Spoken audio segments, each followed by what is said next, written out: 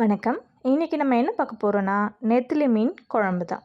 எல்லாருக்கும் பிடிச்சமான மீன்னா நெத்திலி மீன் சொல்லலாம். இது முள் ரொம்ப சாஃப்டாக இருக்கும். அதனால நம்ம குழந்தைங்கள் கூட இதை கொடுக்கலாம். நெத்திலி மீன் குழம்பு மட்டும் இல்லை, இதை நீங்கள் வறுத்தாலும் நல்லாயிருக்கும். இல்லை நம்ம நல்லா ஃப்ரை பண்ணி இந்த 65 மாதிரி போடுறோம் இல்லையா, அந்த மாதிரி செஞ்சாலும் நல்லாயிருக்கும். எப்படி செஞ்சாலும் நல்லாயிருக்குன்னா அது இந்த நெத்திலி மீன் தான்.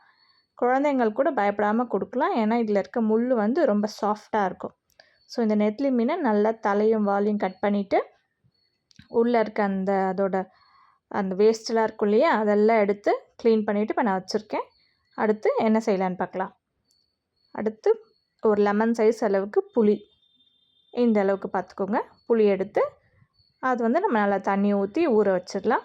புளி ஊறிச்சுன்னா கரைக்கிறதுக்கு ஈஸியாக இருக்கும்.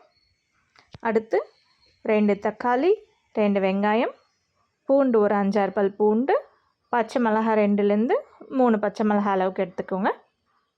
வெங்காயம் நல்லா பொடி பொடியாக குட்டி குட்டியாக கட் பண்ணி வச்சுக்கோங்க. இந்த அளவுக்கு நல்லா பொடி பொடியாக கட் பண்ணிக்கோங்க. அடுத்து தக்காளியும் அதே மாதிரி நல்லா பொடி பொடியாக கட் பண்ணிக்கோங்க. உங்கள்கிட்ட சின்ன வெங்காயம் இருந்தாலும் நீங்கள் யூஸ் பண்ணிக்கலாம், அதுவும் நல்லாயிருக்கும்.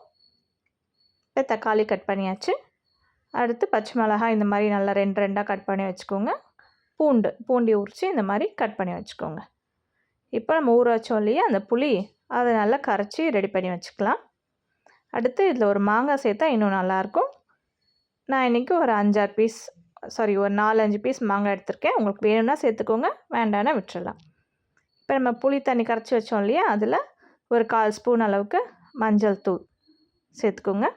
மஞ்சள் பொடி சேர்த்ததுக்கு அடுத்து குழம்பு மிளகாய் தூள், அது ஒரு 2லேருந்து 3 ஸ்பூன் அளவுக்கு உங்கள் காரத்துக்கு ஏற்ற மாதிரி சேர்த்துக்கோங்க. இந்த மிளகாய்த்தூள் நம்ம வீட்லேயே அரைச்ச மிளகாய்த்தூள். இதோட ரெசிபி இருக்குது நம்ம சேனலில், வேணுன்றவங்க செக் பண்ணிக்கோங்க. அடுத்து உப்பு, தேவையான அளவுக்கு உப்பு சேர்த்துக்கோங்க. இப்போது இதை நல்லா நம்ம மிக்ஸ் பண்ணி எடுத்துடலாம். ஒரு கரண்டி வச்சு நல்லா மிக்ஸ் பண்ணி விட்டுருங்க. அந்த மிளகாய்த்தூள் நல்லா இதில் கரையணும். அடுத்து இதில் தண்ணி, தேவையான அளவுக்கு தண்ணி ஊற்றிக்கோங்க. நீங்கள் குழம்பு வைப்பீங்க இல்லையா, குழம்புக்கு எந்த அளவுக்கு தண்ணி வேணுமோ அந்த அளவுக்கு தண்ணி சேர்த்துக்கோங்க. தண்ணி சேர்த்துட்டு நல்லா கலந்து வச்சுக்கோங்க.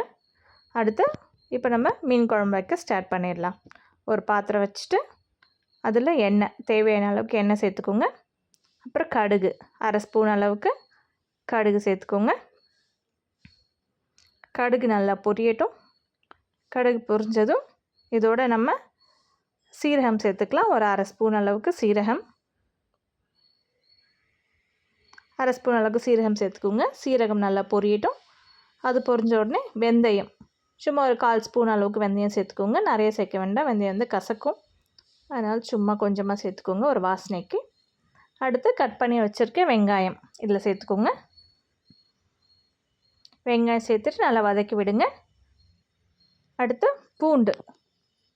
பூண்டு இதோடு சேர்த்து நல்லா வதக்குங்க. அடுத்து பச்சை மிளகாய், 2லேருந்து 3 பச்சை மிளகாய் அளவுக்கு நான் 2 கட் பண்ணி வச்சுருக்கேன். அந்த பச்சை மிளகாவை இதோட சேர்த்துக்கோங்க. அடுத்து தக்காளி, கட் பண்ணி வச்சுருக்க தக்காளி இதோட சேர்த்துக்கோங்க. இப்போ இது எல்லாம் சேர்ந்து நல்லா வதங்கணும். இது எந்த அளவுக்கு வதங்குதோ அந்த அளவுக்கு குழம்பு நல்லா டேஸ்ட்டாக இருக்கும். நல்லா வதக்கி விடுங்க. அடுத்து கருவேப்பிலை, ஒரு 2 கொத்து அளவுக்கு கருவேப்பிலை சேர்த்துருக்கேன். கருவேப்பிலை சேர்த்துட்டு நல்லா வதக்கி விடுங்க. நல்லா எல்லாமே ஒன்றா வதங்கட்டும். இப்போ வதங்கினதுக்கப்புறமா நம்ம ஆல்ரெடி ரெடி பண்ணி வச்சுருக்கோம் இல்லையா அந்த குழம்பு, அதை இதில் சேர்த்துக்கோங்க.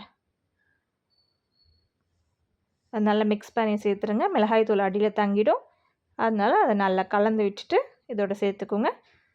இப்போ இந்த குழம்பு நம்ம சேர்த்ததுக்கப்புறம் நல்லா கொதிக்கட்டும். இது கொஞ்சமாக கொதி வரும்போது அதில் நம்ம நறுக்கி வச்சுருக்கோம் இல்லையா மாங்காய், அந்த மாங்காவை இதோட சேர்த்துக்கோங்க. மாங்காய் ஃபஸ்ட்லேயே சேர்த்துட வேண்டாம், அது டக்குன்னு கரைஞ்சிரும், அப்புறம் ரொம்ப புளிப்பாயிடும். அதனால் லைட்டாக கொதி வரும்போது மாங்காய் சேர்த்துக்கோங்க.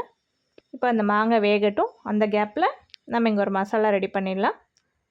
அதுக்கு கொஞ்சமாக தேங்காய் கட் பண்ணிக்கோங்க. தேங்காய் ஒரு மிக்ஸி ஜாரில் சேர்த்துட்டு அதோட மிளகு, ஒரு 1/4 ஸ்பூன் அளவுக்கு மிளகு சேர்த்துக்கோங்க.